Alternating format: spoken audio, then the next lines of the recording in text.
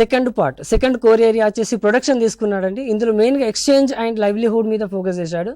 అంటే earliest people అసలు survival ఎలా జరిగింది, ఫస్ట్ ఎర్లియస్ట్ పీపుల్ ఏంటంటే హంటింగ్ అండ్ గ్యాదరింగ్ మీన్స్కి కంటిన్యూ అయింది. ఇది సిక్స్త్ క్లాస్లో ఉన్న టాపిక్.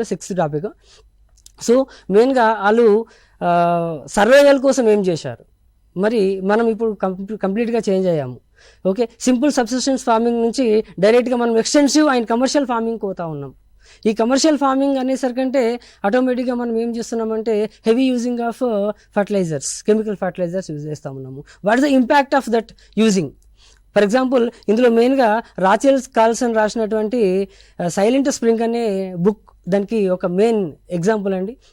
అక్కడ మనం ఏదైతే యూజ్ చేస్తున్నామో డైక్లోఫెనాక్ అనేది యూజ్ చేస్తున్నామో ఆ మందు వల్ల వాల్చర్స్ అన్ని చనిపోతూ ఉన్నాయి.